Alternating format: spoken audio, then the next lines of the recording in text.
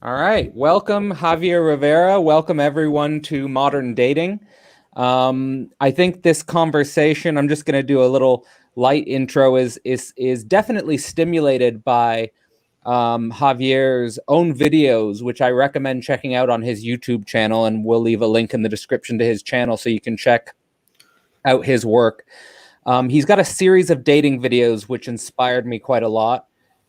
And, how I would sort of summarize my feeling about them is that in the past, we had a pretty clear socially regulated dating market, oftentimes religious, oftentimes related to religion, or oftentimes related to traditional values, where there was some sort of way in which sexuality was socially inscribed in a meaningful way across a human's entire life.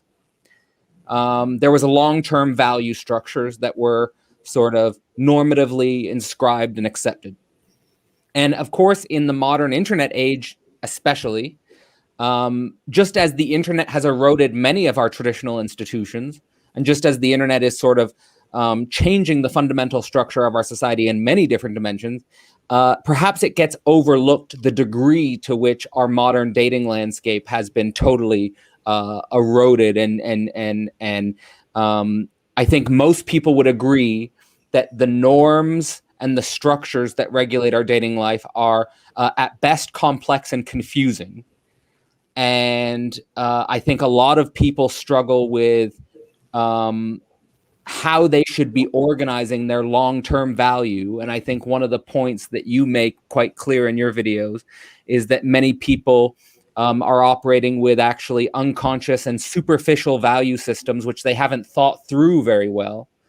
And actually, philosophy, perhaps, has done a bad job of actually thinking the categories and thinking the real of this situation.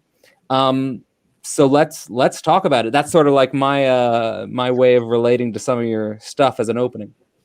Yeah, it's one of those things that every time I hear people's values, right, the first two things that come up is trust and loyalty, right? But we never ask exactly what those things really mean on an unconscious level. And trust, it seems to me, like I've talked about before in one of my videos, is that trust is more like, why do you want that trust? It's like a safety net. Why do we want that safety net? There's a fear there, a very strong object fear that's within the person, the individual. It's like, why is it that you need this? It's very womb-like, right? It's the womb, the trauma of the womb, like you brought up before. And also your point about the religious institutions, I think what was good of those is that at least it affirmed difference. But now we no longer want to affirm difference. We want to intermingle everything. And it's very confusing now because men don't even know what a man is anymore, right? But there's still that idealization of a man.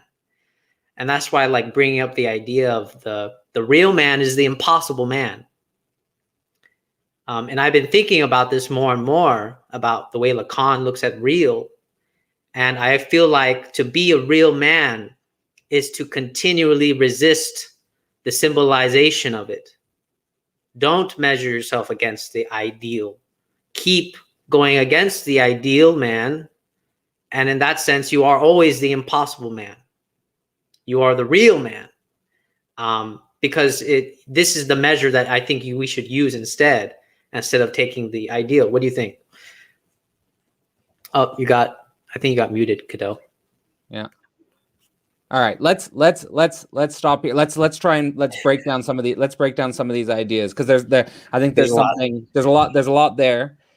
One of the first thing is about, you emphasize trust, loyalty, and that people want these things, but they haven't thought through why they want these things, or what these things would look like if they were inscribed. And I think the first thing I agree with is that these things are fundamentally related to a type of safety drive. And because it's because we're dealing with ultimately sexuality, these safety drives are bringing people back to their most vulnerable, the most vulnerable state possible. In some sense, like the most, I at least I feel like for me is like in sexuality, you can experience your most adventurous side, your most explorative side, but paradoxically, you can also experience your most vulnerable side. And I think that then we get into this contradiction between the safety drive and the adventure drive, if we want to have it like that. I think a lot of people might explore this adventure drive without realizing the insecurity and the safety that they'll sort of collide into. But basically, we're not taught about these drives. You know, we're not taught about how they're grounded. We're not taught about how they're sort of inscribed in our dating landscape. And then the second thing I wanted to say is the point you made about the good thing about religious institutions. They affirm sexual difference. I just wanted to say that every single religion I've explored in terms of embodied space has some sort of marker of sexual difference. Mm-hmm. Always. I've never seen a religious group, a monastery, a church, a community where sexual difference wasn't somehow an important marker of the space. And maybe the reason why is because marking sexual difference allows us to inscribe conversation about the contradiction between safety and adventure drive. Yeah, potentially. I think so, because there's something in psychology called the dependency paradox, and the example that they use is a child is able to play by himself as long as he thinks that his mother and his parents are there. So this is the relationship between the adventurous side and the safety drive, right? You can feel adventurous as long as somehow you're cognizant of your safety net, right? That your parents are around watching you. The moment that you realize your parents aren't there, you stop being adventurous. You start freaking out. You're like, where's my mom? Where's my parents, right? You start wanting to withdraw into, again, and you close yourself off. So I think that was a really good point that you made there. Well, I got it actually from a conversation between Krishnamurti and Rupert Sheldrake and David Bohm, and they had this trialogue about why it's so hard for humans to love, and why it seems like an impossible task. And they basically come down to this paradox between the safety and the adventure drive. And I think we have to, in my view, in order to understand the dating landscape, we have to inscribe this within a model of our infantile mind and our relationship to our parents, like you're saying, and realize that in the dating market, it's not like we're just these blank slate cogitos. We're not just blank slate psyches. We're psyches that are informed ultimately from our infantile minds, which are still seeking out approval from either a mother or a father figure or something like this.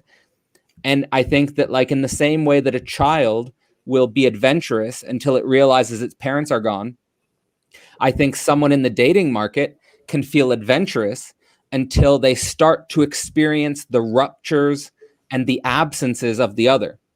You know, so if you're someone who, for example, gets a lot of sexual attention, this might not affect you immediately.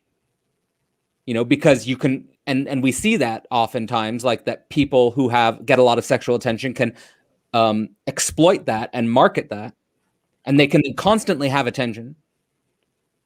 But eventually you can't escape the void that no one's actually there for you. And people who don't get as much sexual attention probably feel this much quicker. Mm-hmm. You know, this absence, like no one's there. Like there's like basically it's almost like the modern dating market wants to be completely adventurous with no thought to the underlying safety. And the previous underlying safety, we might say, was a pair bonding structure that would lead to marriage. Like that was I think that's a safety model. Like a safety model is we pair bond, we get our trust, our loyalty, which demands exclusivity. And that will ultimately be inscribed in something that will continue across the totality of my life. And that's a safety structure. Yeah. And then we can have an adventure within these parameters. What do you think of that? There's something that came to my mind with the safety structure, where it's like, I think what blocks the safety structure is what I call the access fetishism, right? Where it's like this marriage. Well, first describe access fetishism. Okay, so access fetishism is basically what I'm saying. What I'm saying is that we, in some ways, are more attracted to the access that we are granted to other people or to other things, rather than the people themselves. And I think marriage, it seems like a lot of people view marriage still as an access rather than a safety, right? It's more about, once we're together, you're mine. This is an access. This is a possession. Once we're together, it's ours. It's an access. It's like opening the dungeon to all the treasure, right? This is an access. But why are we looking at an access rather than a safety net? Affirming this. And I think that's some of the fears maybe about why people avoid marriage these days. It's because they still look at it in terms of access, right? If I get married, I lose access to other things as well, right? I may not be able to do all the single things that I used to do. I may not be able to go out with all my bros and hit on ladies and so on. They think it'll take away all adventure. Exactly. Yes. They think either I can have adventure with low safety because I don't have to worry about the other in the intimate dimension. So I can just have adventure without really caring too much if I hurt another person too deeply. Or I can have safety with no adventure because that person's always going to be there for me, but it's going to come with extreme restrictions on my free behavior, my free motive. Yeah, that's exactly right. And I think we need to reevaluate, redefine what adventurous actually is, because I think that somehow it's always been dichotomized like this, right? Single, adventurous, or lonely, right? It comes with the dangers of adventure. But safety, there's marriage. And also the kind of like the opposite of that safety, complete destruction, complete dissolution. But there is a way, I believe, to kind of go beyond that notion. We need to look at the forbidden. We need to stop looking at the forbidden and look at the unforbidden. We need to look at the unforbidden as more adventurous, right? Like me talking to you needs to be embraced as more enjoyable rather than some kind of forbidden act. Like if I were like married to somebody, or I read on this podcast, it was funny. They asked the couple, they said, how do you deal with being married and being attracted to other people? You know what they said? They said, well, every time I have a flirtatious incident with a random person, all that reminds me of is what I have with my partner, or what I used to have. So actually what they looked at it was like a sort of barrier, right? When you fall in love, you hit that first barrier and then you keep climbing. But the thing is, I think a lot of people are obsessed with the first level, you could say. And they feel like this first level is adventurous. And once you go beyond that, it's not adventurous anymore. And I think that's distracting, really. And they define love at only this level. They don't know what else there is left. What do you think? Well, I think, what is adventure? Adventure, I think, and what is safety? I'd say adventure is, there's an uncertainty there. With safety, there's more of a certainty, a predictability. With adventure, there's surprise, there's danger, there's they'd say there's just heightened uncertainty. Now, that can be extremely exciting and that can be extremely terrifying at the same time. With safety, you get a type of security in predictability, but you also run the risk of boredom on the other hand. So why is it that in the modern dating context, people are seeing the processes that lead to marriage and long-term value as something that is safety without adventure? That's a good question. That's a good question. And I think it has to be how we view love. It has to be, because I feel like the conception of love, or the way we define love, is what's really distracting and what's really terrifying, because it already comes with expectations, right? My partner is supposed to do this. My partner is supposed to be like this, right? But if we take the Hegelian thing, right, the notion, and then the sort of reality of it, every single time we encounter something new about my partner, it shatters my notion about my partner. And I start realizing more and more. But that's the thing. We don't want to be surprised about my partner like that. I think part of the problem is that we think we're supposed to know what this love is, but we don't even want to be surprised by love itself. And yet we're claiming to be adventurous. No, you're claiming to be adventurous in the notion of love that you conceive. You're not allowing love itself to show itself as it wants to be, as this continual, we could say, dialectical thing going on, where every time I get to know love, it shatters my notion of love. That is the surprise. That is being adventurous. And that is also at the same time the safety net. The safety net being that this will continuously happen. Okay. So I think we've uncovered an interesting dialectical paradox, which is that actually the adventure that is in the modern dating market is actually not adventure. Yes. And the marriage, which people are avoiding, is adventure. Yes. So there's a paradox here, and this paradox actually involves what I think you were discussing in your first video on dating, which is about self-image and the real, or images versus the real. Yep. And that we interact with images, and specifically, or notions, like you said, the word notion. Images are notions. And what we demand in sexuality and what we demand in love is that the image and the notion is symmetrical with our image of the other.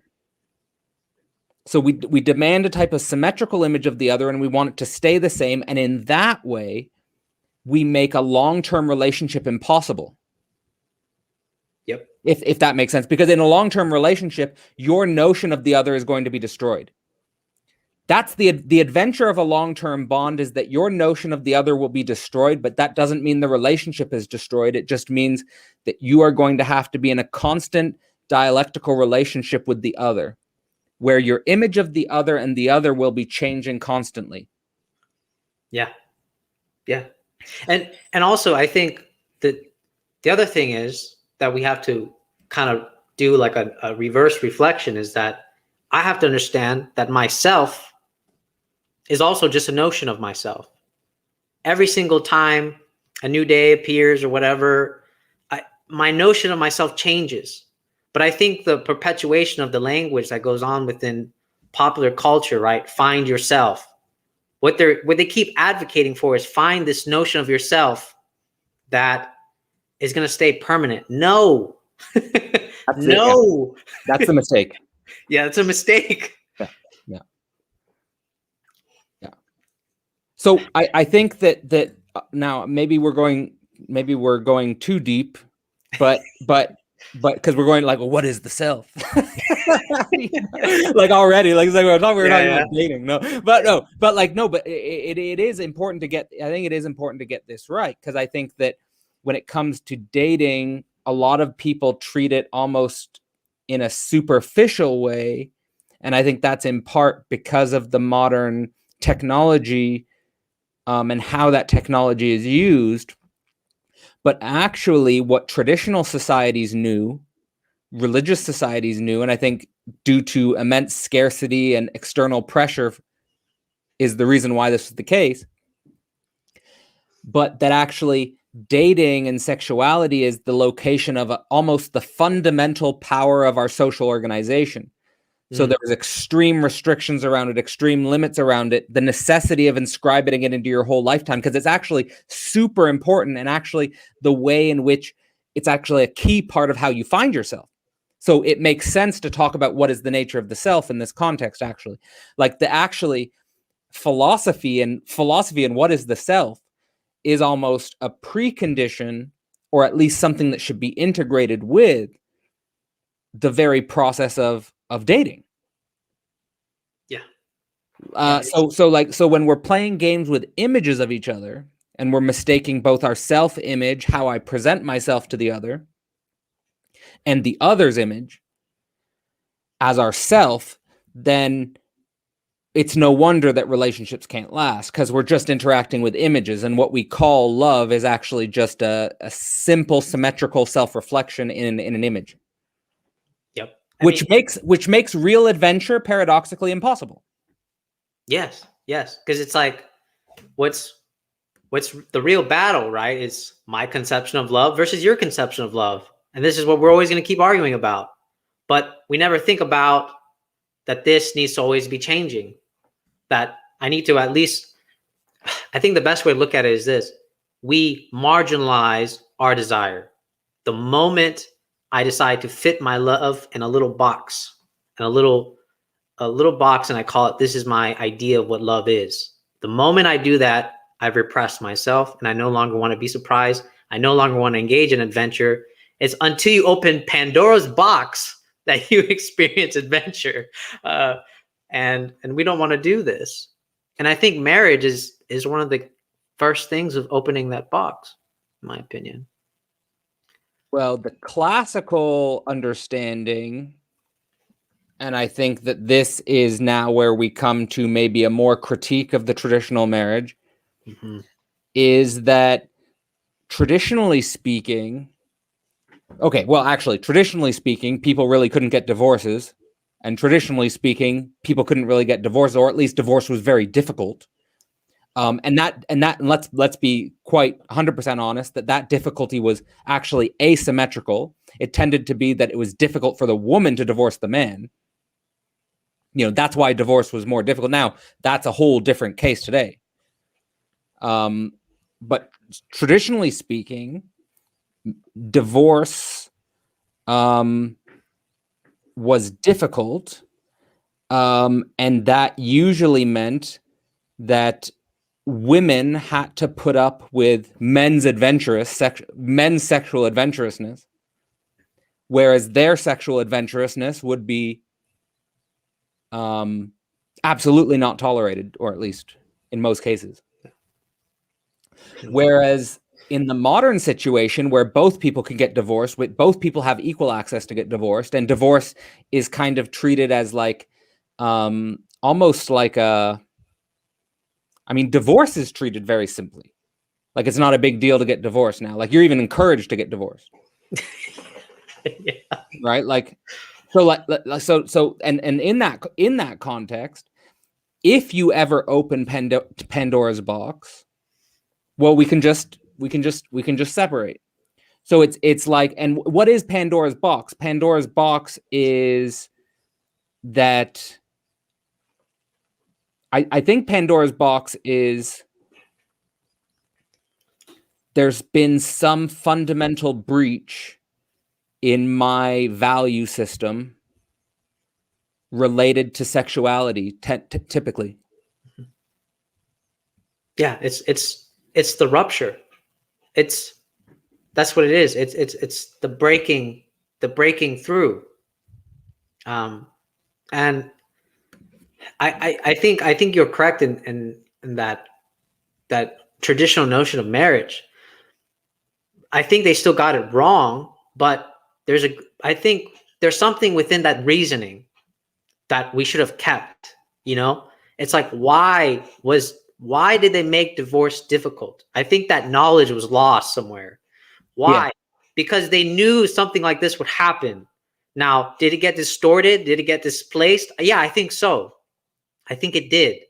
And so as a reaction, what we have now is this. It's not anything anymore. It's just a reaction from the tradition. It's not anything. It's a reaction.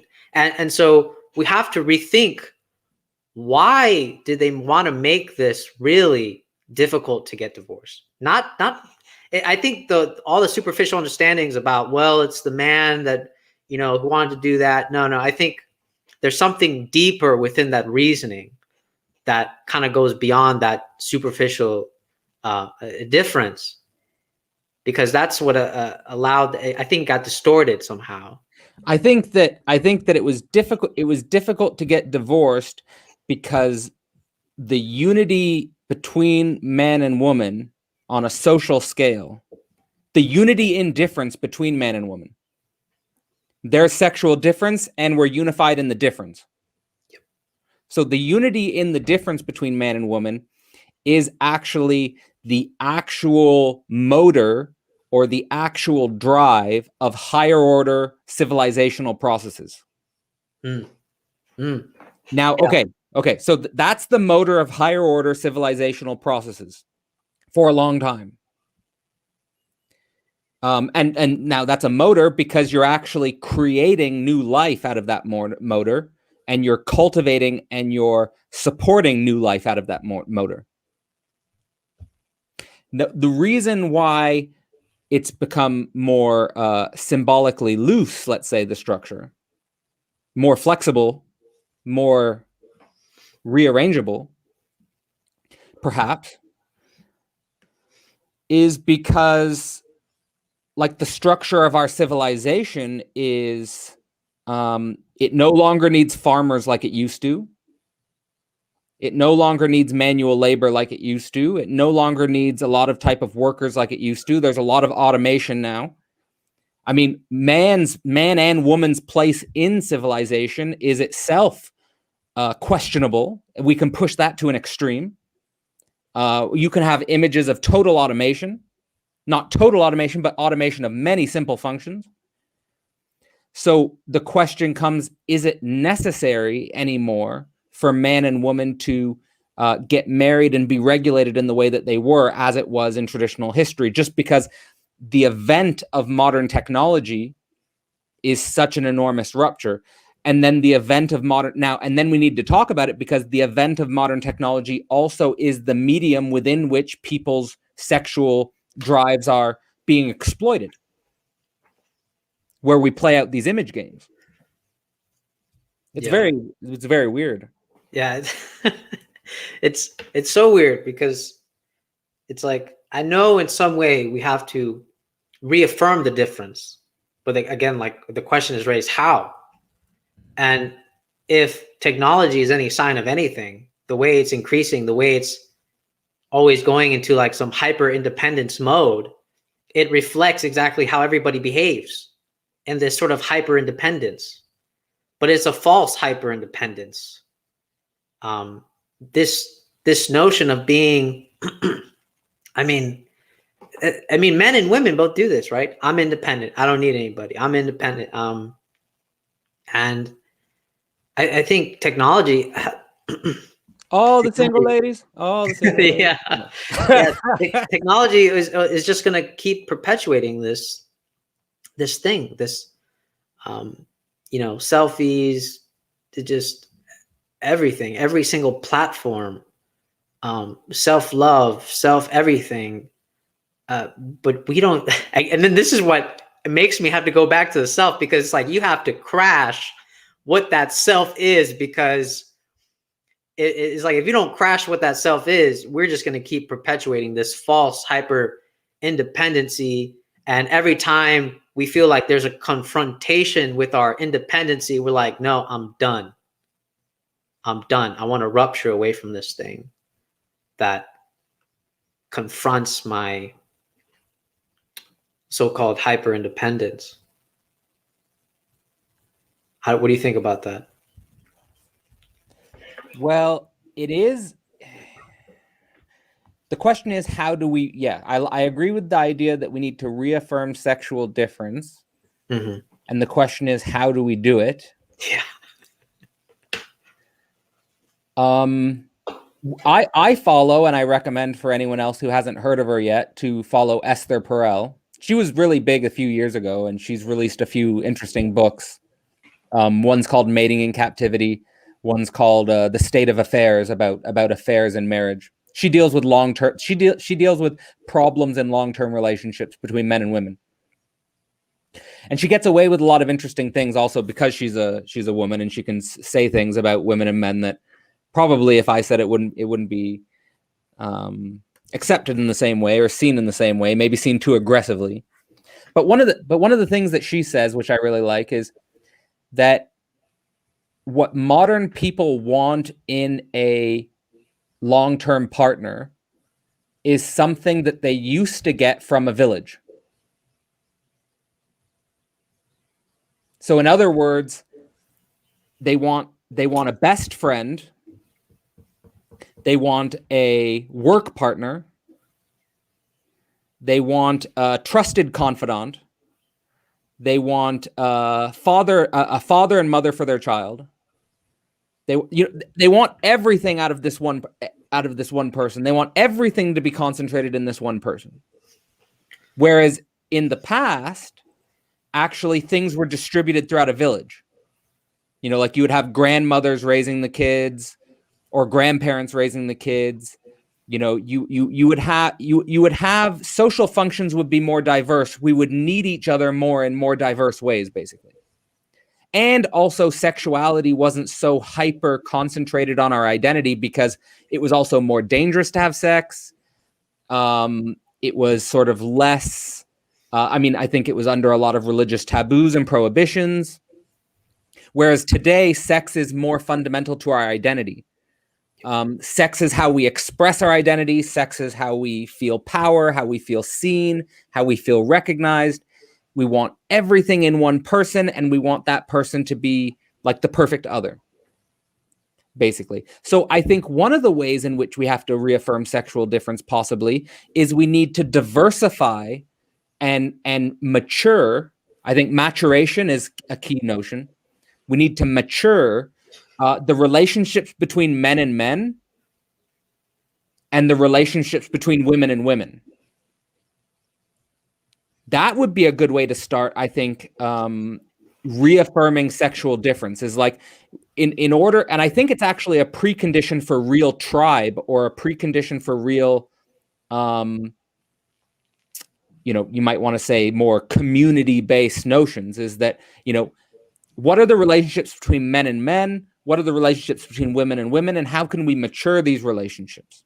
And I mean that on the level of intimacy. And that doesn't mean that men need to have sex with each other or women need to have sex with each other, even though in this modern dating landscape, there is a lot of conversation about LGBT, meaning lesbian, gay, transgender, which means playing with the sexual difference in an interesting way. But intimacy, that you have real brotherhoods, that you have real sisterhoods, which in some sense would take the intensity and the burden off of concentrating all of your affective emotions in one other person. No, yeah, I agree with that, because It's like with that old saying, right? It takes a village to raise a child. And I have to agree with this sentiment that we have to diversify, because once we focus in every single bit of energy into a single person, this is what I would call repressing your desire. In my opinion, this is repressing your desire. And so in some sense, we actually love this repression because we want it all in one single channel. And it can't, and it's inevitable that it's going to explode. It's going to rupture because it's going to swell and just burst, and you're going to be like, this isn't the person for me. Well, that's because you are literally putting this person on an impossible pedestal. No one can carry the image that you have of this person. No one. I cannot even carry it. And I wouldn't expect anybody else to carry it.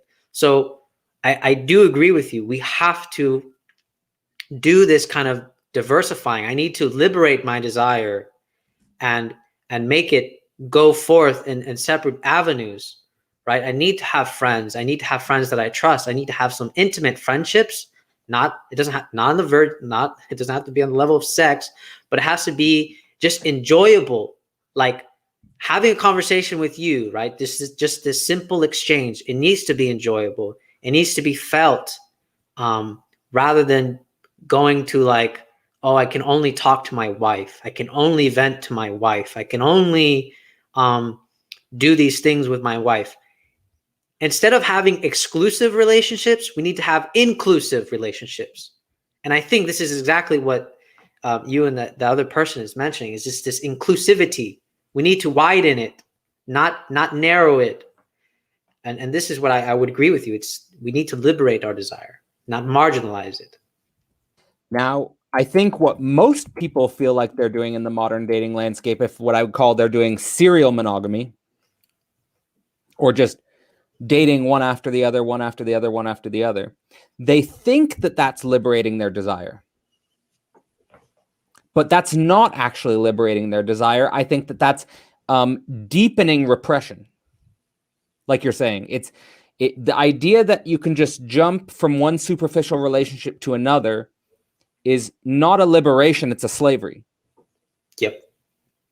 Now, your consciousness might think it's a liberation because you're thinking about it in a short-term value system. But you have to inscribe it into a long-term value system. And in order to ascribe it into a long-term value system, this does not mean monogamy or polygamy. Or monogamy or polyamory. It doesn't mean that. But it means if you're thinking long-term, your sexuality has to be socially embedded somehow. Meaningfully, truthfully, transparently in many situations, embedded in a social architecture of some kind. How that social architecture manifests could be more complex, could be more traditional looking, but it has to have a reach beyond an individual in their apartment on Tinder. Yeah. So go ahead. I mean, all I was going to say is that I think this inclusivity that we're talking about, this diversification, I think this is when the person needs to switch their desire as a lack from a desire that's productive.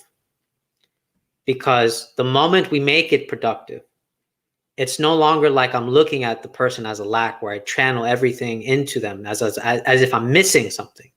But this productivity would go into my creativity, right? I'm now diversifying my hobbies. I'm having friendships.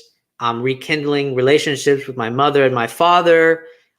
It's being productive, because the moment we keep this mentality as my lover doesn't give me everything that I'm requesting. My lover doesn't give me the attention. It's like, why are you focusing all on that attention? You need to produce the attention elsewhere while still maintaining that loyalty. Because the moment that you feel that you're lacking the attention, this is when people do exactly what you're talking about. They start jumping from relationship to relationship, thinking that that just wasn't the person for them because it doesn't satisfy what they believe they're missing. I think this switch is vital, but I mean, I don't know. What do you think?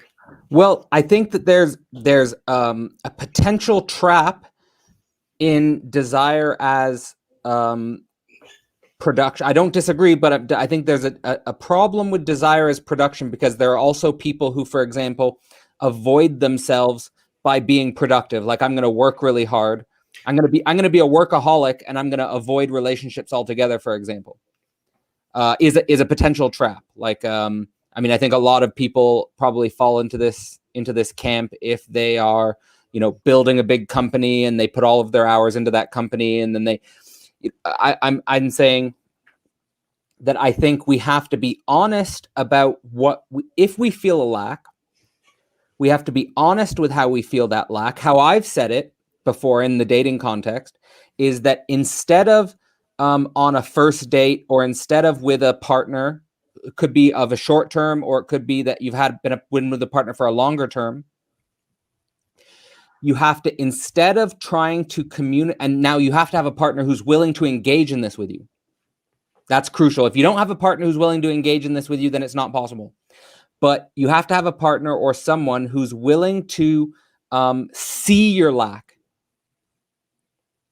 Instead of a part, like, for example, let me give a concrete example. You go on a first date with someone and you just talk about your best ego images. You tell, oh, I work at this company. I have this job. I have this. These are the best traits about me, and vice versa. You go on a first date and you actually talk about your biggest insecurities.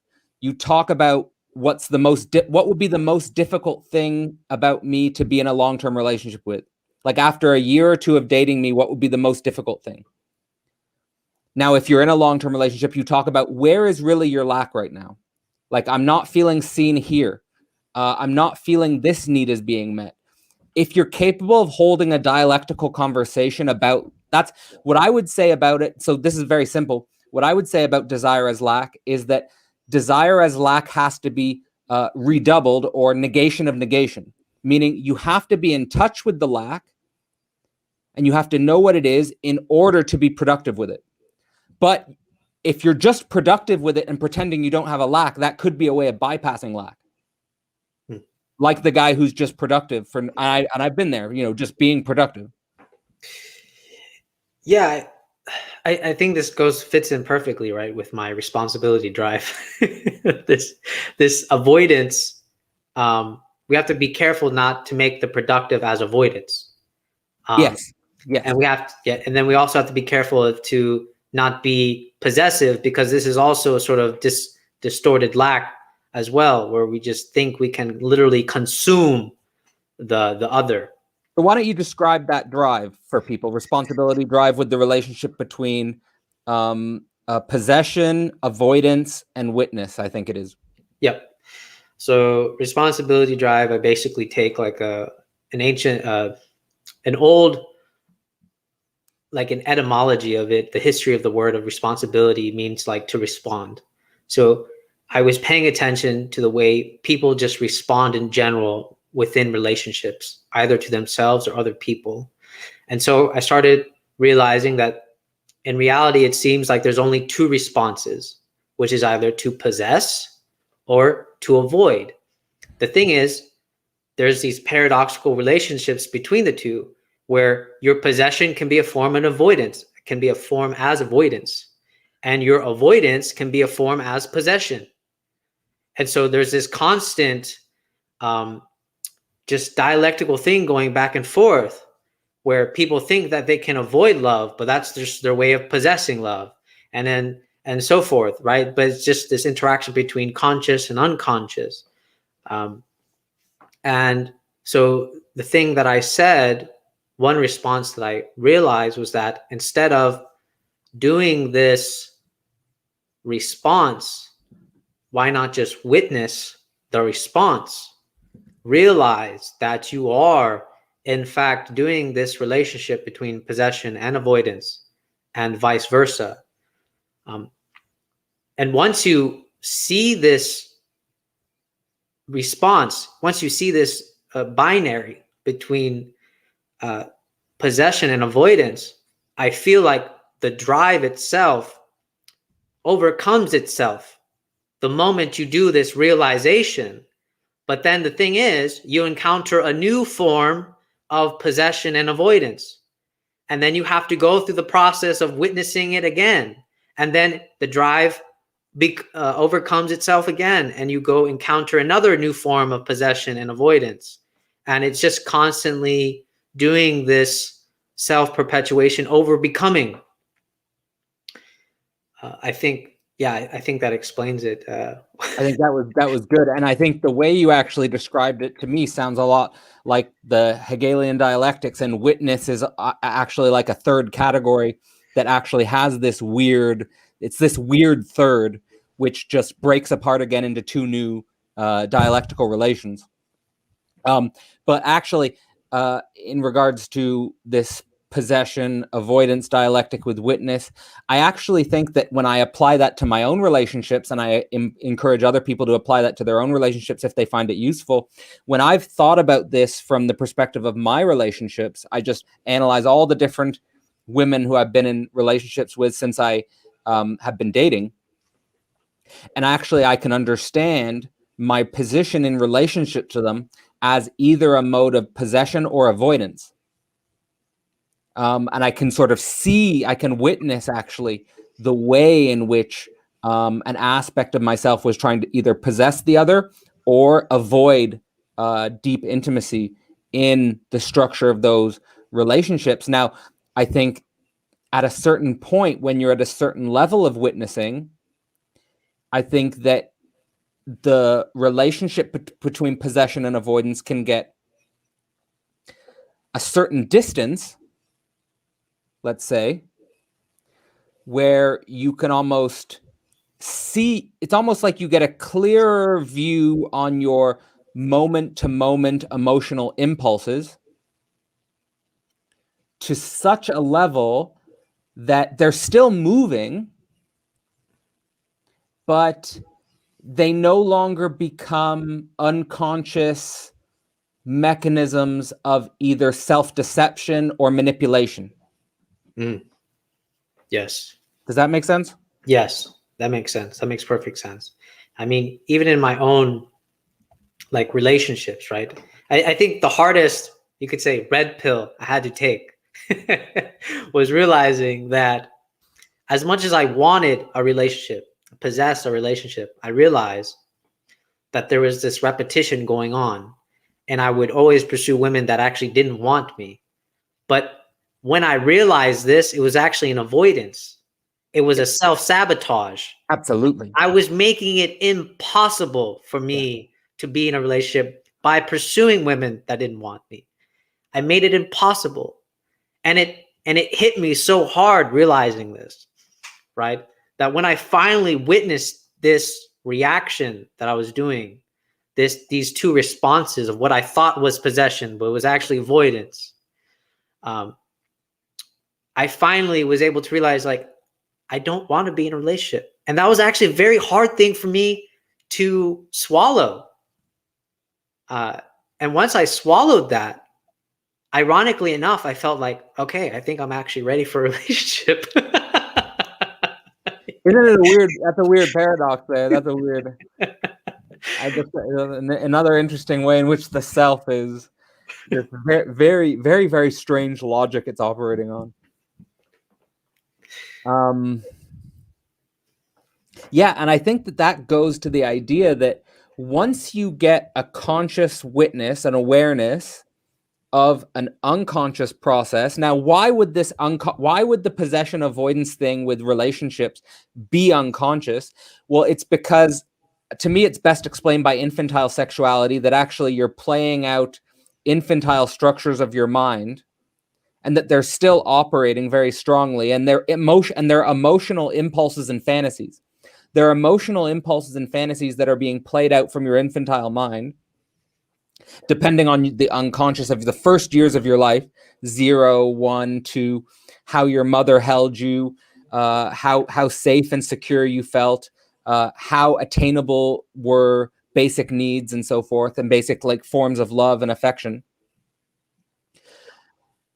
Now, that's why in the dating landscape there's a lot of unconscious emotional impulses being going on. Once you get a witness of this, I think the interesting thing is, again, that it's not that the emotional impulses stop.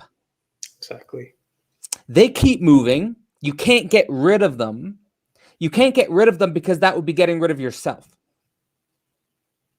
That would be just you. So you have to. So by witnessing, and I think this is a trap. This is probably the dialectical trap of witnessing, or the dialectical trap of awareness, would be staying in the position of awareness and witness, like a Buddhist monk or something like that, just away from the sexual drama. Yep. So you get to the point of witnessing awareness like a Buddhist monk, but you realize it's still moving, still operating in you, but with the consciousness, and you see yourself in a more moment-to-moment way, and you can handle the affect of this very close. It's very close, right? It's the most close. It's the most intimate. You know, think about the most intimate repetitions. But it's very close. It's very intimate. You get a conscious awareness of it. You sort of see what is attracting you. What would attract you towards the feeling of, I want to own. I want to have for myself the other. And with that perspective shift, I think that it becomes easier to speak your desire. You can be more honest. This is where I would say lack becomes redoubled, or lack can become more productive, because you're more conscious of what you are. You're less likely to self-sabotage, self-deceive yourself, or sabotage the other, because you would sabotage the other if you feel like telling the truth would prevent you from getting what you want. Yeah. So you sabotage the other because you think, if I tell the truth, I won't get what I want. Whereas you deceive yourself if you don't even know your own truth. You don't even know what you want, really. Which sounds actually kind of like closer to what you were describing about yourself. I think the radical first honesty that we have to do is admit that we actually don't know what we want. Yeah. That has to begin with like the premise of everything, that maybe I don't really know what I want, because the way it's just funny, just the way the whole dating world is structured. They go, well, what do you want? What do you like? And everybody thinks they know what they want, and everybody thinks they know what they like. But in reality, it's just this self-perpetuation of what everybody else thinks they want and thinks they like. And I think shows like, was it Dating Island, Love Island, or something? But anyways, I think if we look at witness like as dying, right? As this is me dying, and then kind of just being reborn, and then encountering again this possession and avoidance in a new way, right? It's kind of, I feel like it would be very Nietzschean in this sense. Like I'm just kind of this eternal recurrence, but I'm always encountering in a new way where I have to go beyond the binary, and going beyond the binaries to witness that I'm doing this. And I do agree with that, if we were just more honest. But there is something there, because I could feel like some people would disagree with the radical honesty at first date, right? They'd be like, well, I don't want too much honesty because that would make me run away. But why would that make you run away? And what I want to challenge for people that think that is, could this be a reflection of all the things that you refuse to encounter? Like, is it a reflection upon you, your own insecurities, your own fears? I was just gonna say, let's say implemented my ethic here of a first date and someone ran away from me or was like, that was too much. Mm-hmm.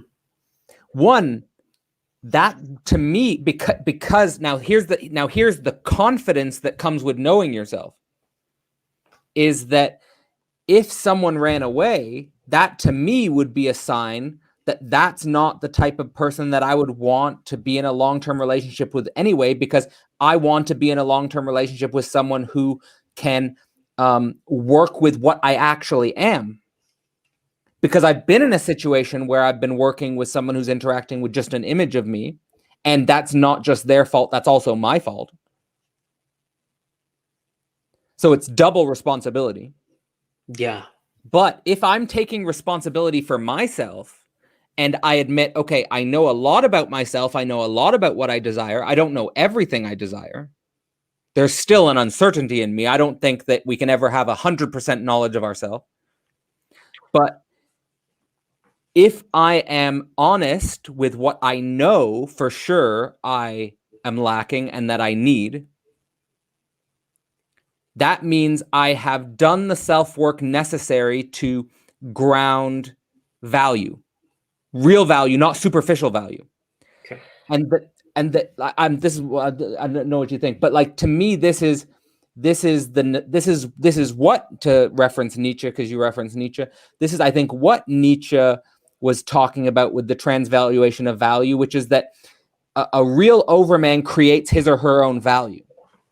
And that means doing the hard work of understanding your unconscious motives and then being able to speak them to the other in intimate setting.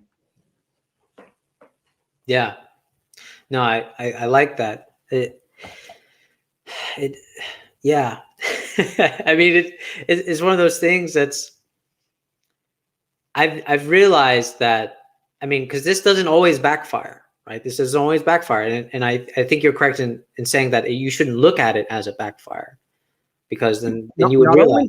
Not only shouldn't you look at it as a backfire, but also put it in the context that people now are increasingly getting annoyed and tired with superficiality. So when they encounter something that is paradoxically alarming and disturbing from a first reaction to the image, it actually might be an attractive force. I mean, I think easily that as easily as you could encounter someone where they run away from you because you're being too honest, I think you could just as easily meet someone who is that much more interested because of your honesty. Absolutely. Absolutely. I mean, I've had people tell me they're not interested in what I'm interested in, but they're interested in the fact that I'm interested in those things, which is weird when I first heard this before. But I think that's exactly what you're like talking about in some ways, that they're somehow attracted to this opposite pulling that maybe they came and make sense of. And yeah, yeah. Well, the attraction to the opposite pulling would be people deep down, I think, in the real, are attracted to difference. Why are men and women attracted to each other? They're attracted to difference. The problem is that maintaining difference requires constantly is basically maintaining or managing asymmetry, I think. And that's different because you can go too far with it, where you become an unrelatable difference. What would that look like? Just let me say, we'll go into both. So you can go too far with it and become an unrelatable difference, and then you can become too self-similar to eradicate the difference. So you become a pseudo-unity. So we know what that looks like. It would be either like a husband or wife where they're just like a puppet of the other. Like he or she says it and the other person has to do it. We've seen that. I've seen husbands and wives who are both in that position. The being so different that you can't relate, I suppose, would be either like for the guy, I think kind of a fuckboy is kind of like that, where like there's no possibility of a deep relationship. Like that's not possible. That's what I see when I hear the language of guys who are just dating women with no intention of anything more, like no thought that they could be friends, no thought that there could be a deep relationship, no thought that there could be anything meaningful. Then that's just, I'm just going to be a pure difference. I think women can do that too, and it may be in a different way. Oh, yeah, absolutely. I think, because now it's starting to hit me more. It's because, you know, the fuckboy, they have this idealized version that makes them completely unrelatable. It makes it completely unrelatable, and I think that's what also. I feel like I see the contradiction, right? Where even the idealized version of anything can be the part where you become so unrelatable, and also the pseudo unity is at the same, on the same face of the same on the coin. It's two sides of the same coin, because this pseudo unity is actually just a facade of how unrelatable you guys are. Yeah. Right? It's so unrelatable that you have to pretend that you are some pseudo unity. And there's also this obsession with pseudo unities in general, right? Well, I believe in the one. What is the one? I don't understand what that means. Because every time you ask somebody what that means, it's always going to be what they think it means. And it's always a feeling. But the thing with feelings is that we have to learn how to interpret feelings. We don't know how to interpret feelings. The minute we feel resistance, we feel like we need to break away. But how can you determine a breaking away in comparison to a breakthrough?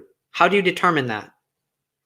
And I think that's the kind of self-conscious awareness that we need to start paying attention to, is that these fluctuations of intensity of feelings may not always imply a sort of breaking away. It may actually imply a sort of breaking through. Yeah. And we need to pay attention to that breaking through, because it could be a mistake by breaking away. And that means we are at a stasis. We become sterile. And we, yeah. I think we can determine whether it's a breaking away or a breaking through depending on the capacity of the symbolic structures involved to dissolve and rearrange themselves.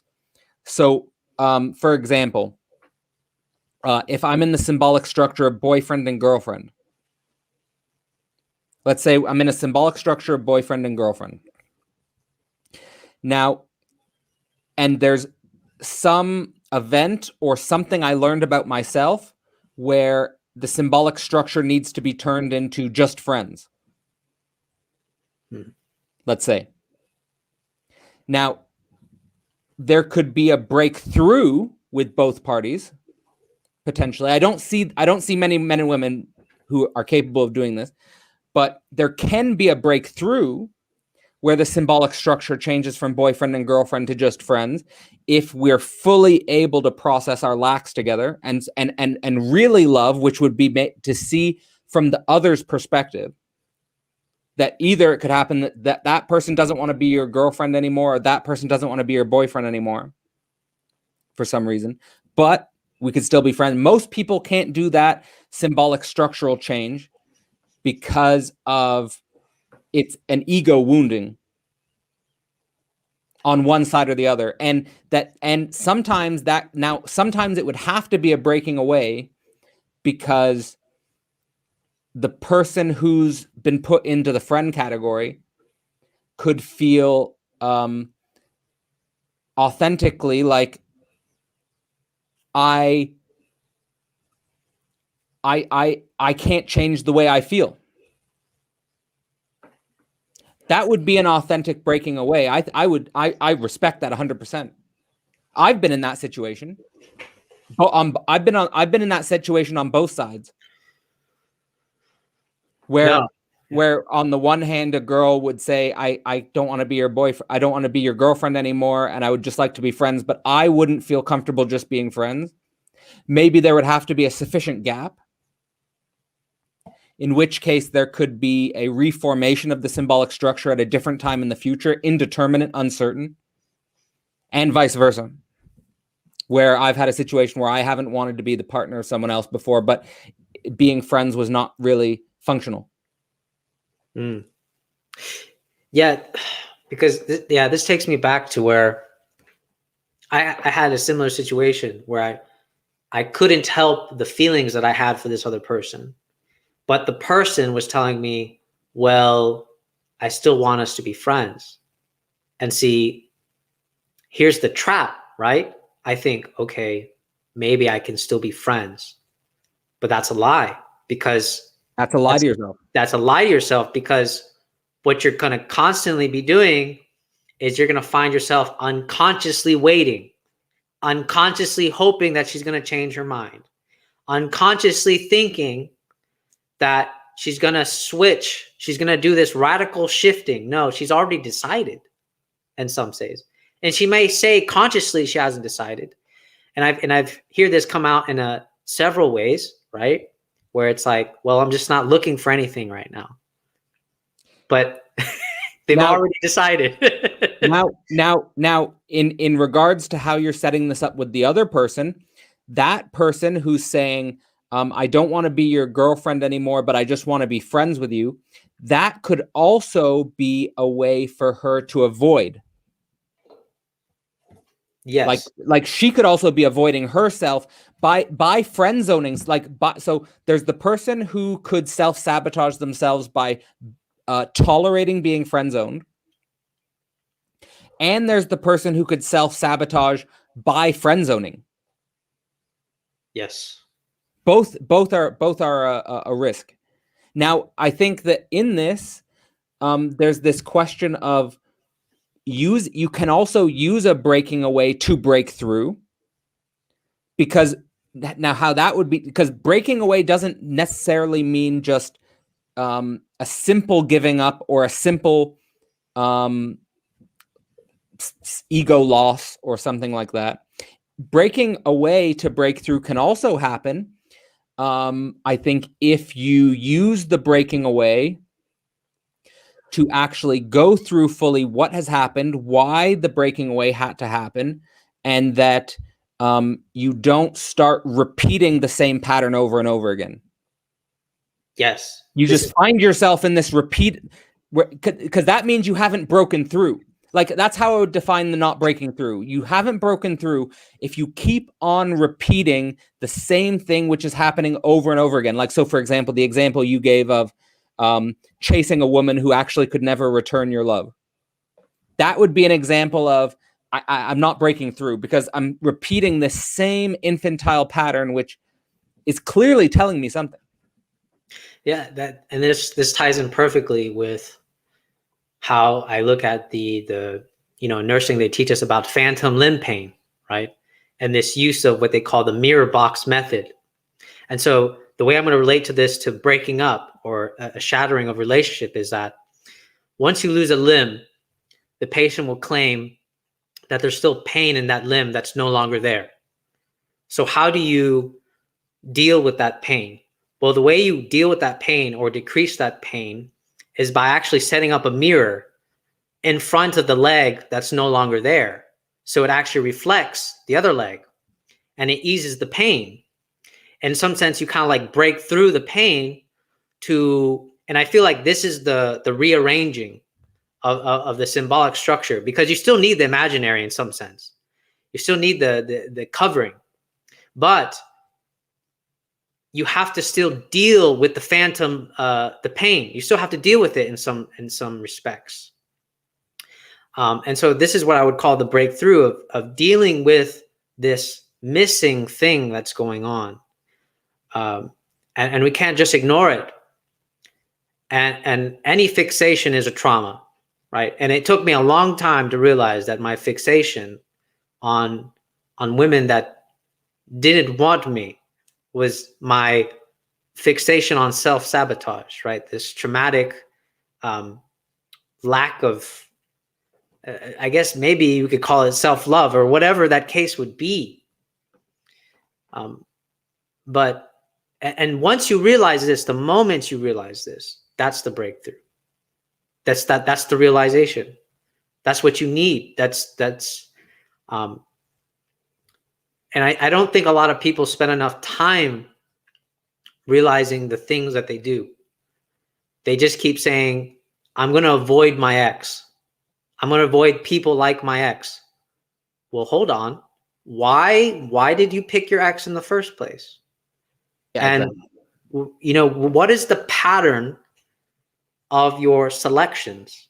Because once you start noticing the patterns of your selections, you can start realizing like, oh my God, it's me. You know? Yeah. This is why philosophy of the self and dating overlap so nicely, actually. Yeah. Mm-hmm. And actually so strange, to be honest with you, that philosophy hasn't spent more time thinking about dating. I think that's weird, considering how I think that they overlap so integrally. Mm-hmm. But I just want to say on this phantom limb pain, I would go so far as to say that the way most people are dating is as if they have a missing limb. Yep. And they so one person's missing a leg, another person's missing a leg, and they act as if I need that other person's leg and the other person needs that leg, and then we can walk.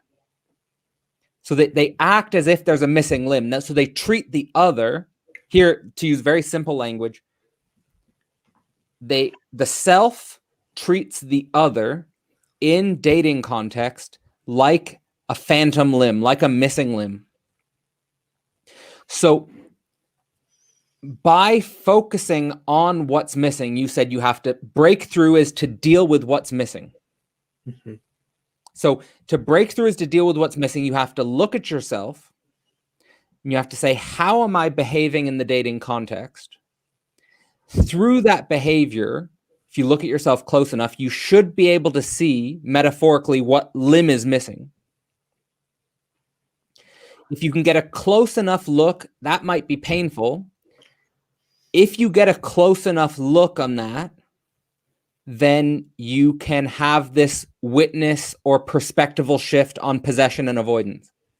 Because how people deal with the missing limb, metaphorically, how people deal with the missing other is through possession avoidance. Yep. So it's redoubled. Now that brings us to something that's also crucial in your videos, which is moving from blaming the external conditions, like the dating markets like this, or men are like this, women are like this. The red flags, right? Yeah. Everyone knows that. Red flags in the dating market. So moving from the externalization of the problem to an internalization of the problem, namely, yes, there are red flags out there. Not saying that there's no red flags out there. There are red flags out there, but moving to the position of how do I self-reflexively relate to these red flags? Yes. So you gave an example of that already. Like, for example, there are women who will play with a guy's feelings, and the guy who's not self-reflexive will just repeat the pattern of playing around with girls who don't actually return the love. So the self-reflexive move is being like, oh, me, I'm implicated in this. I'm doing this. And yes, those women are also red flags. Yeah. Right. Yeah, it's funny because I've encountered a lot of women that say, well, in their eyes, a progression of a relationship is to go from friends and then into a more intimate relationship. But this is also a trap, right? It's also a trap to feed some kind of false safety net for them But then also where men do the opposite, right? They typically don't want to be friends. They want to already engage in kind of like an acquaintance, getting to know each other, and then hopefully dating, right? It's always kind of seen that way. Now I'm generalizing here. I have encountered men that do like to start from the friendship and then let it evolve if it happens. But this is where the honesty has to be true, because if you're saying that you can be a friend to an opposite, whatever that opposite may be, and you're lying to yourself, then you are becoming, the other is going to look like a red flag to you every single time, but it's actually going to be you. But the other can participate in their own red flag by also not being honest, right? And it's always going to be projected onto the other, right? Like, oh, you're too needy. I don't like that. Oh no, you're not. You don't give me enough attention. It's both people engage in this. It's not like just one person is the red flag. It's like that red flag has a reflection. It's kind of like the red lights on the back of a car, right? It starts reflecting back onto you. And we have to realize that there are people that are red flags, but we are also the red flag in this scenario if we don't acknowledge it honestly. I might give like a too strange example. Okay, go ahead. But I was very interested in this past year of watching documentaries about serial killers. So I watched these documentaries on Ted Bundy and Richard Ramirez. And one of the things that I was shocked by these guys, because they systematically killed women, was that at their trials, they would have groupies. At their trials, they would have groupies. I was just blown away. Like, but at the same time, I had heard about things like this, but just seeing it was overwhelming. But this is a good example of how deep these red flags, the necessity of self-reflexive red flag is. Because if you're that disconnected from yourself, that because obviously Ted Bundy and Richard Ramirez is the biggest red flag. Yeah. Like, they're actually, like, you could go on a date and they could systematically cut you into pieces, but you're still attracted. So what does that tell you about yourself?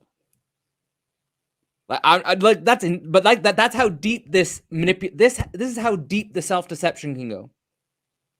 I haven't seen a more insane example, but this is the level of self-deception we're dealing with. So it's really, again, so interesting that philosophy has not dealt with relationships and dating in the way that it might, because you get such a clue into the nature of the self by paying attention to it as closely as possible.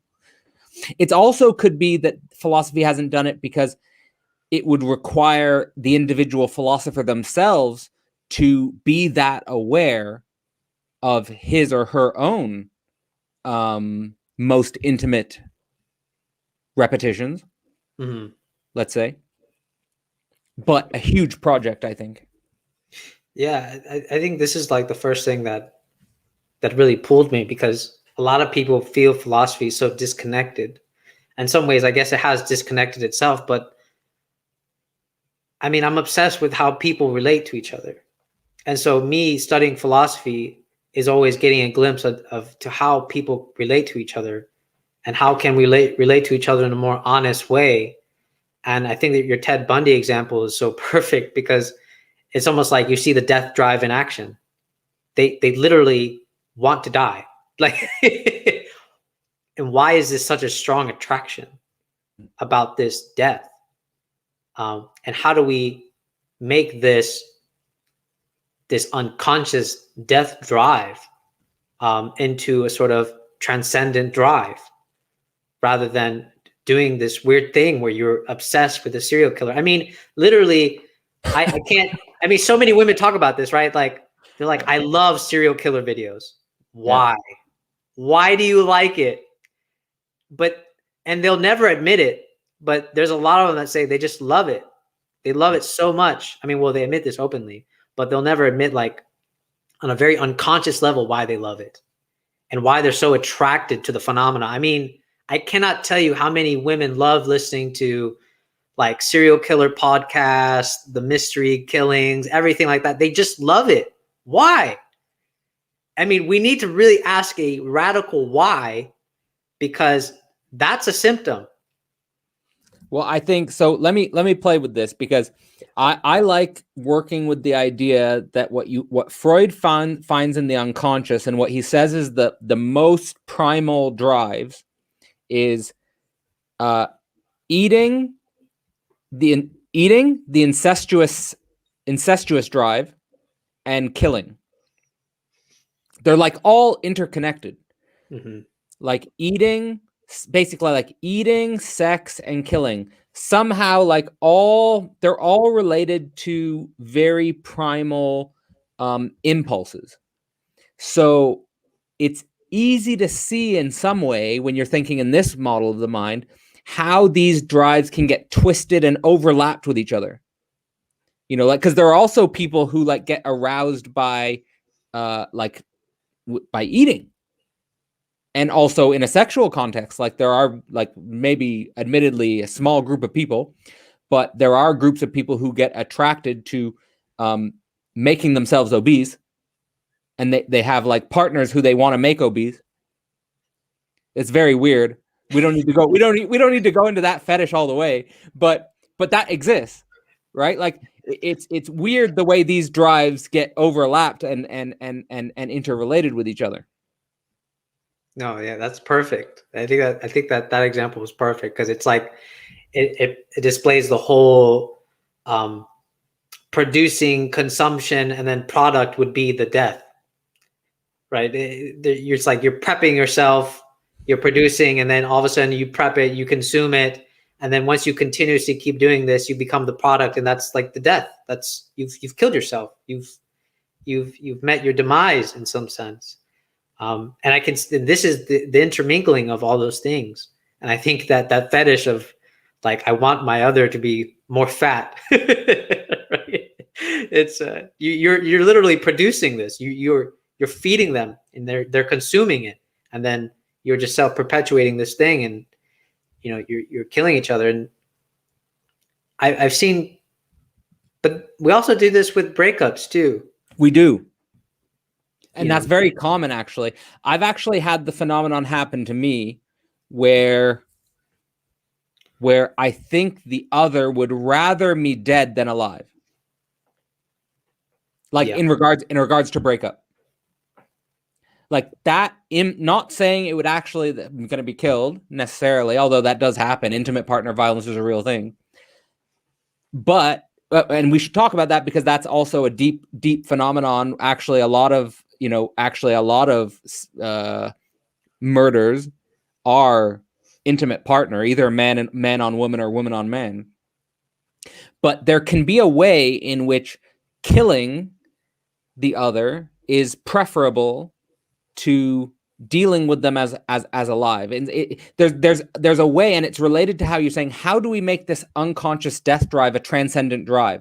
Because there's a way in which the death drive can be so intense and ferocious, especially at this dimension, where we embody it and enact it and repeat it over life itself. It's preferable to life. And people do this in many forms. Yeah, it's almost like, if you don't find the outlet, you will literally, I mean, some people will literally kill their partner. But I think that is like the refusal. I guess I should interact like another kind of response, because it's when they feel like they cannot no longer escape the possession versus avoidance. And when you feel like you can no longer escape the binary, the possession and avoidance, you're going to kill it. You got to kill it, right? Because the intensity is just too much. And And I guess maybe I need to start incorporating this kind of response in opposite of the witness, because it is the killing in this sense, the real killing.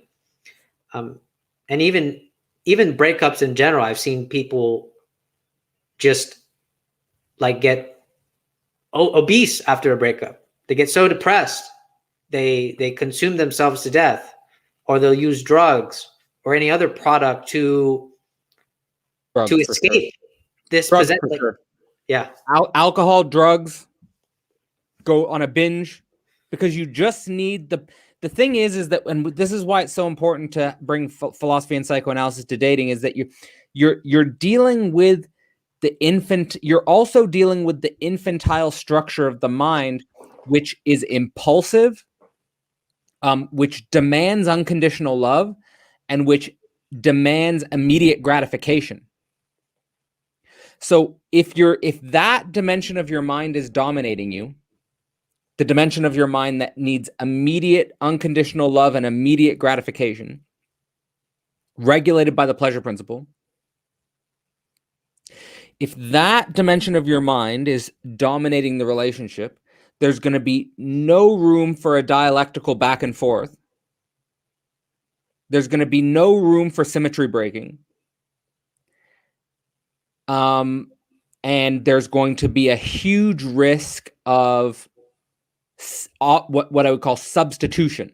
Namely, that if the other leaves, you'll substitute the other with the alcohol bottle, or you'll substitute the other with a drug or food.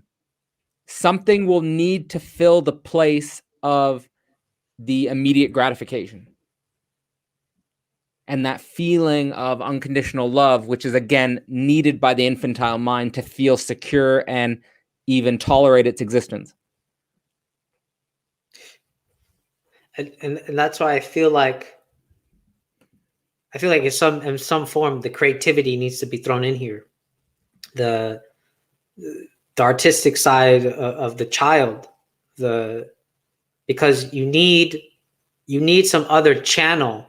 You need to literally create something in some respects, because everything that, like you said, you only ever encounter a substitution. And is, again, another version of possession avoidance, and you're still never dealing with this. And so I feel like some of the creative attitude, I feel like artists dealt better with breakups than regular people do today, in some respect. But I feel like there is a perversion with the creativity as well these days. So I'm not entirely sure about what I'm asserting necessarily in that, but I feel like there's something correct about the transcending thing that needs to happen. I think in regards to sexual difference, we say we need to bring back sexual difference. Mm-hmm. In the past, it was obviously, for the most part, the child. If you're a farmer, if you're an industrial worker, if you're whatever, just a normal 90% of human beings in history, you're man, woman, and your child. And you're not like dating in your teenage years like people date today. You're not dating in your 20s and 30s like people are dating today. You're most people, by and large, are mostly going from being with their parents to being married, and they're having children very quickly. And the child is what unifies the two sexual difference. Now, today, it's a lot different. Now, we have a lot more individual freedom. We have a lot more creative capacity. We have a lot more focus on our professionalization of our careers, both men and women. It seems to me, obviously, that the correct term to be thinking with here is sublimation. Yeah. Namely, that you take the energy that naturally goes towards child creation, and you sublimate it in an artistic way. And that can be a lifestyle. Like my life is an art. How I perform myself, how I live my life, how I create my life is an art project. Now, Now, there could be a lot of people who are not having children, who are both not having children and not sublimating in any way whatsoever. They could be just living normal life, not turning their life into an art project. Yeah, but this to me is like, okay, it's like people are like, I don't know what they're thinking. They're thinking that they're thinking that they can just put all of their infantile drive into one other person and it would just stay the same forever. No, that can't happen. That is the location you need to overcome to become an adult proper. Now, for a lot of women, that might occur in childbirth itself, but for women who aren't having children, then that's not happening. For men, that typically happened through some sort of initiation ritual into the tribe, but that's not happening anymore either. Mm-hmm. So I think we have stunted maturation related to the maturation of sexual energy and somehow related to creativity, either having children or becoming an artistic force. Yeah, it's one of those things where even though there is this kind of like hyper independence going on, people don't know how to sublimate their loneliness into solitude. Solitude, and I have to kind of really, we have to really define solitude here. The way I want to define solitude is the way the poet Rilke defines solitude. Learning how to carry solitude within a crowd, within everybody else that you interact. It's not some kind of Buddhist practice where you isolate yourself in the mountains. It's not that. Solitude is this sort of confirmation of your difference, right? Because if you're lonely, you're not accepting difference, right? You are not accepting it. But once you accept this difference fully, you sublimate and it becomes a solitude. And then when you have two individual solitude beings, the purpose of marriage in the safety net is to protect each other's solitude. And this is affirming the difference. And Rilke says this, and this is what I love. I feel like if people read more poetry, they would learn way more about love than what society has taught us today. So when Rilke says that we need to protect each other's solitude, affirm this difference, sublimate your loneliness into solitude, and you are ready for the adventure and you are ready for the safety net. Nice. Yeah, no, I like that. What I've always said from the sublimating loneliness to solitude is from loneliness to aloneness, same difference. Mm-hmm. But just this creating a vocabulary where you recognize that there are people and that it is possible for a human being to deeply enjoy aloneness, to deeply enjoy solitude. And actually, I think when you're connected to the child's spirit, that's actually very natural. I remember when I was a child playing with cars or playing with teddy bears or playing with crayons and markers and coloring that actually, or playing, I used to collect like training cards, or I used to collect different things like Pogs or something. Like I used to immensely enjoy my aloneness. Mm-hmm. I think it's very natural. I think humans can deeply enjoy their aloneness. Now, at the same time, I think for a human who's often, this is the paradox, and I think you already expressed it, but for people who can deeply enjoy their aloneness, it actually makes them better intersubjectively as well. Yes. Because they're not doing the neediness possession games, and they're not doing the weird avoidant behaviors. They're just present, simply. Mm-hmm. And they're interacting with you as you, hopefully, and actually responsive and actually, there. Yeah, I mean, I agree so much, because it's funny because I find myself more isolated, but ironically enough, I have my relationships with people have improved dramatically. Like I just there's no like necessity. It almost feels like I'm just there. Like if I'm going to be with you, I'm just going to be there. There's no pressure for, what do we got to do today? We should do something fun. There's no pressure. I'm here. I'm there. If you want to talk, we can talk. If you want to do something, we can do something. There's no like, oh, can we, it's, I don't know. It's a kind of unforbidden enjoyment. It's an unforbidden enjoyment that needs to become more popular. I think it's real joy, because real joy is like this like very simple self-referential thing. And if you're having it, it can be shared, and it doesn't require any external situation or object. Like, for example, like this feeling like we need to go out and do something fun. Like we need to go to a theme park, or we need to go to like a concert, or we need to go and do something like that looks big and fun. We don't need to do that. In fact, you can easily go and do that and feel horrible and feel alone. Mm-hmm. Still very easily. That's even likely. No, it's and at the same time, like it's almost like if you have this sort of self-referential capacity to enjoy yourself, basically to tolerate yourself, it almost doesn't even matter what you're doing. Almost. I mean, there are limits here. Yeah. But within pretty wide limits, it almost doesn't matter too much.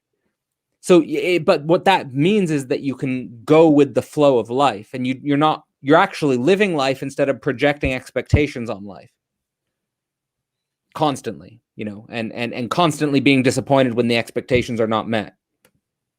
Yeah, I agree. It's like it's almost like for me, like a first date, instead of feeling the pressures of whether this person is going to like me, whether we're going to have a future together, whether all these thoughts, I'd rather just have the conversation, just talk, and be honest, talk and be honest, and have just a regular conversation with, like, as if you're talking to a friend in some sense. Because the moment you do this, it's the intimacy rises. Or they'll, like you said, they might run away. But again, this is not going to be something that's going to affect you. It's you're freeing your desire, and your desire is going to be the one that pulls in what is good. It's just going to do it by its own. And so I think a lot of people, the problem is they try to direct their course rather than letting the course direct them. Yes. And a lot of people have the false conception that they are letting the course direct, but actually they're still directing the course. Yeah. I don't think we really know what it means to let this desire take its course. I don't think we really know what that means. I think we have yet to really understand what that means, because there is this aspect of resistance. And when you're still resistant to this letting go, you haven't accepted it. You have not. Because it's scary. It's really scary to do this. Yeah, anxiety provoking. Mm-hmm. And it's also educating yourself not to you can educate yourself on what is, let's say, like philosophically, like what is my current situation. But there's also educating yourself to the inherent possibility or potential of what is. Yeah. And that's anxiety provoking, because you don't see it, you don't sense it with any of your five senses. But within every present moment, it's also, you could say, pregnant with possibility. And that's your child. Yes. That's metaphorically your child. Mm-hmm. You could say you have what is, which is like Mother Earth. But you also have temporality, which is the potentiality and the possibility, which is your child. And if you can educate yourself to being able to perceive, maybe with your super sensible capacity to perceive the pregnancy of the moment without resisting it, feeling into it, intuiting it, then, I mean, that's living. I think that's living in perhaps a qualitatively different way than a lot of people, precisely because they want to reduce everything to something that's predictable, something that's certain, something that's within their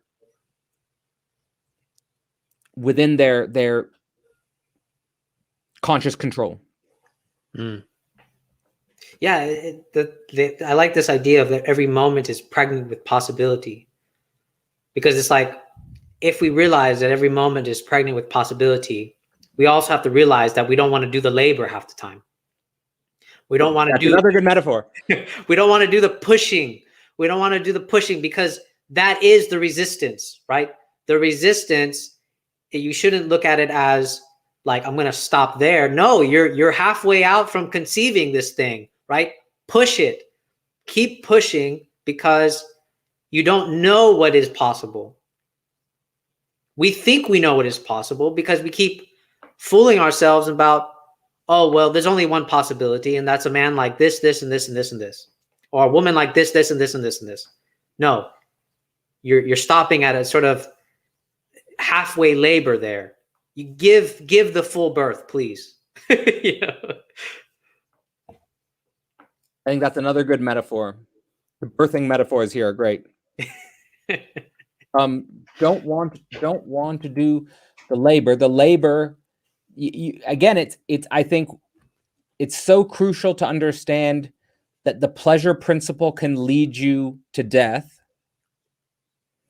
and that paradoxically, in order to grow, you have to go against the pleasure principle into things that can be unpleasurable. But it's a work or a labor which can also be enjoyable, although not pleasurable in the conventional sense, which allows you to exist in worlds that you couldn't have dreamed. Potentially. Yeah. And that's, I think, what ultimately, like, if we could bring it full circle, maybe we could start to bring it full circle back to our original conversation about how the modern dating landscape, in terms of its superficiality, in terms of it's driven by images, in terms of it's driven by shallow value systems, is actually not the adventure. It's not the real adventure. The real adventure has to do with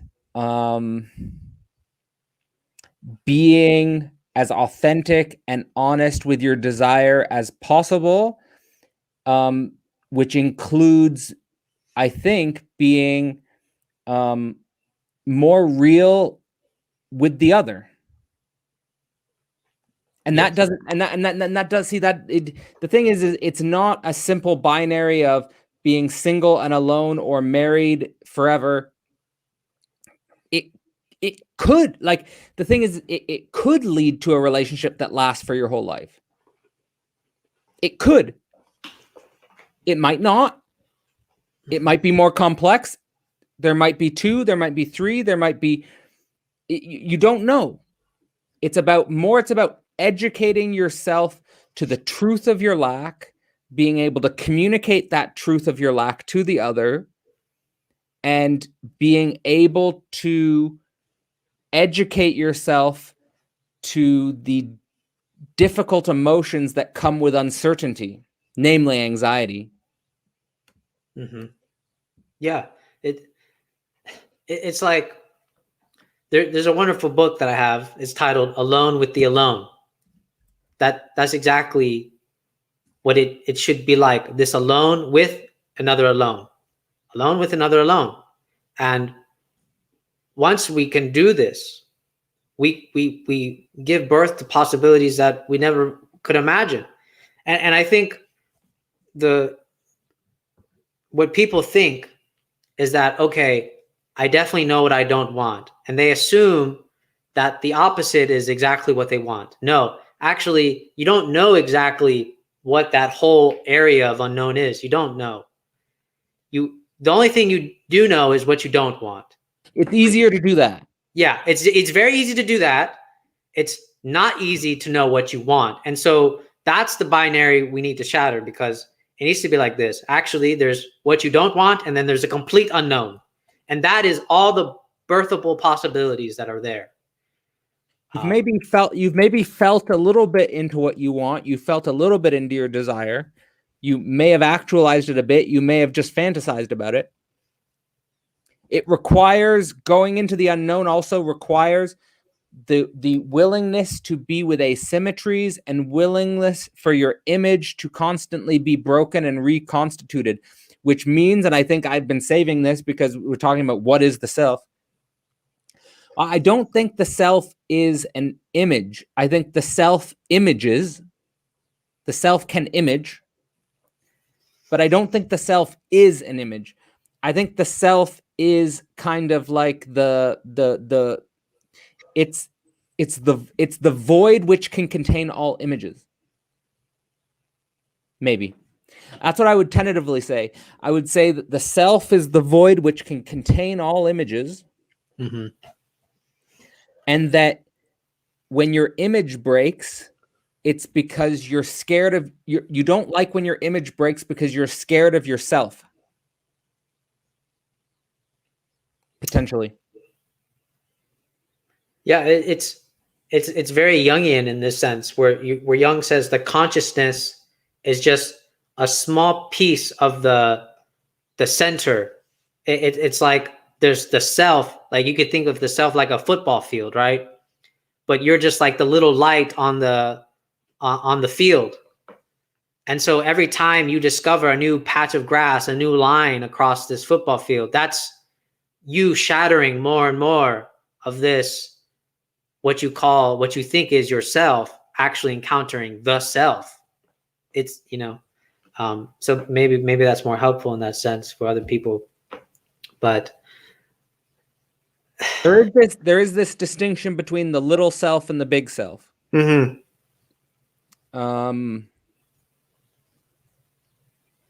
Now, it's the relationship between the little self and the big self, where the little self first doesn't know about the big self, and he has to encounter the big self. And then there's the opposite process of not avoiding the little self because you've got knowledge of the big self. In other words, you have to put the big self, in some sense, that's again like the coming back.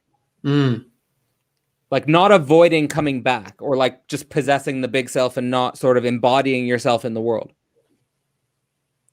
Like having the courage to still live as the little self. Feel like you are this little thing that you're in this dualistic world. The one has released itself into the dualistic world type of thing.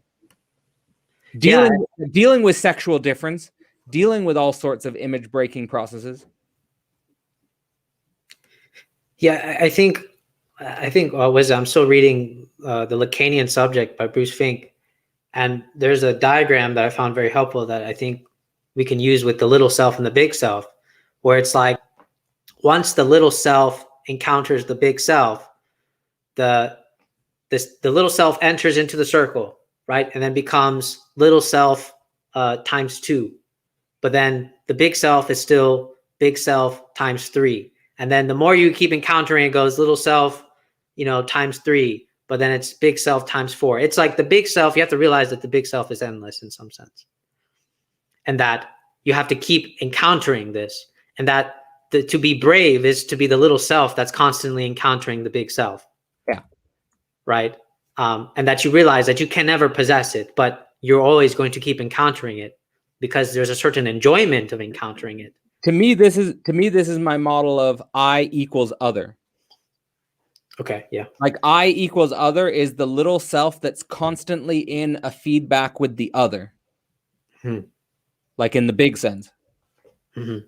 Where like how you're describing it, like there's constantly this encounter with the big self, what I would say the other, and you can't possess it and you can't contain it and you can't know everything about it and it's totally uncertain and it will surprise you it's mysterious, and you're courageous, and that brings us back to the adventure drive. Yeah.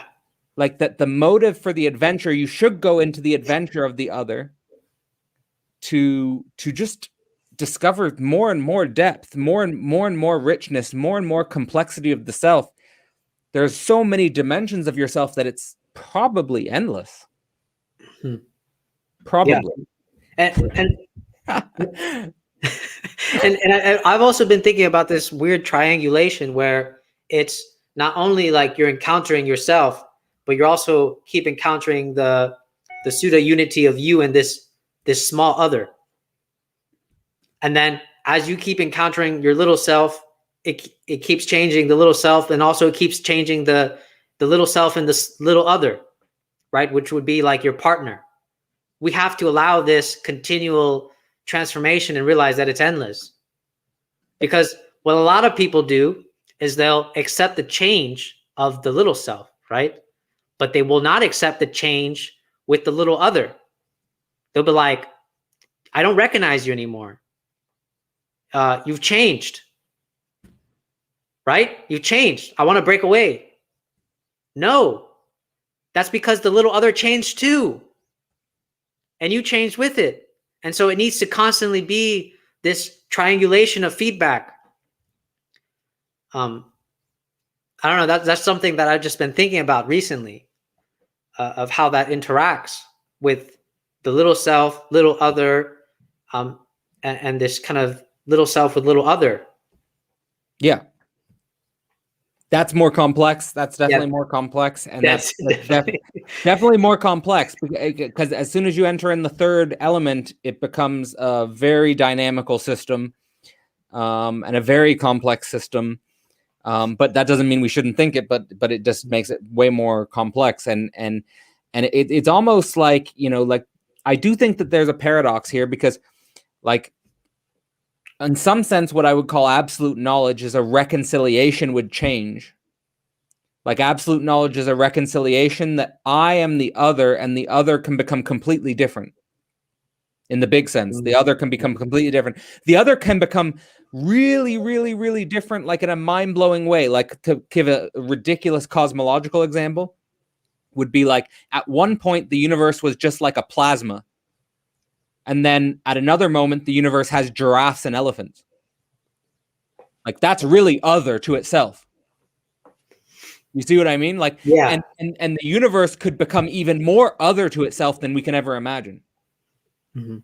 So, like, the I can be really other. Now, when we're thinking about me as a little self, and then the other little self, the little other, and they can change, it would be nice if in the dating landscape we had people who were really in touch with themselves, which would mean, in my view, they have sort of like at least approached absolute knowledge, where they realize they've emotionally accepted the reality of change in a deep sense, deep ontological sense. Mm-hmm. But then there is also the problem of, even if you're with two people who have got that level of self-knowledge, there could be a change in the other where it's not necessarily like a breakup, but we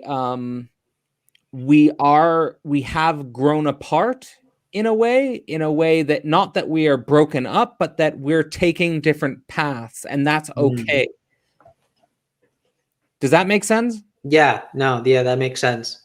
But that can happen. And that loss would be painful. Mm-hmm. Potentially. Yeah. The thing that I agree with your that outlet, that pathway. The only thing that I think it's really hard to discern in some sense, right? Yeah. Because I think a lot of people want to do like a sort of preemptive snipping, right? They want to snip before you really start understanding exactly what this is. Yeah.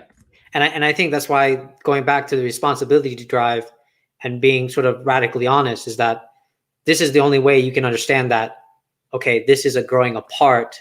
It's going to be painful, but this is just how it happened. I think if you really love someone, mm-hmm. I think that is it's included within it. The potential. And what I'm saying is that if you're really loving, you can never completely eradicate the potentiality of loss. Yes. Never fully. Now you can have now I do think it's also possible to have such a deep relationship with the other that even if you've been apart for years, or even if you've been apart for a long time, that when you meet again, it's like no time has passed. I think it's also, and also that you can have such a deep relationship with the other that a growing apart is not really a separation in the way in which sort of two people who have just been interacting with each other's images would break up. Yeah, and I feel like because it's capable of accommodating for this radical solitude.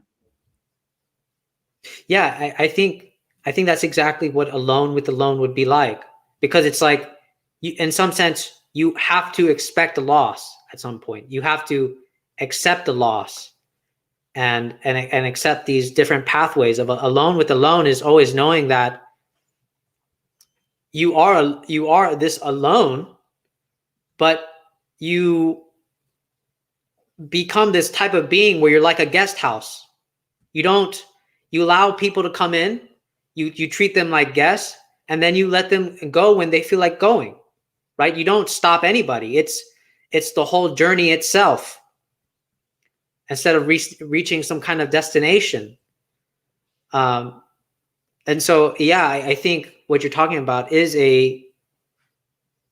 I think what I would call like it turns into something like it's a radical friendship, but it's still kind of love itself. Yeah. I think that maybe one of the key qualities if we're trying to define if maybe it's like a preemptive snipping, would be if you're still feeling very resentful about this separation, like, oh, we just grew apart, but you're very bitter about it. If you're very bitter about it, I think there's something that's requires some self-reflective process there. But if you're both non-bitter, and that in my opinion, that would be a maturation, and that's a healthy maturation, and that needs to be accepted as well. And I want, just so that people don't confuse what we're saying, I think we're also admitting in this type of say deeply conscious relating with the other, we're still admitting the possibility, and a very real possibility for many people, I think, that you can have a deep long-term relationship that lasts decades, open-endedly.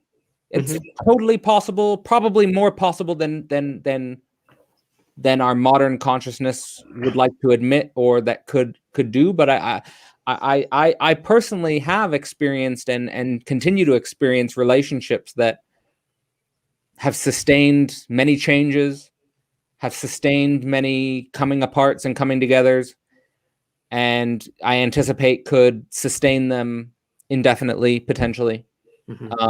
Now, when it comes to sexual relationships, I think that goes, again, even a level deeper, with requiring even more maturation, requiring even more self-growth, but definitely possible.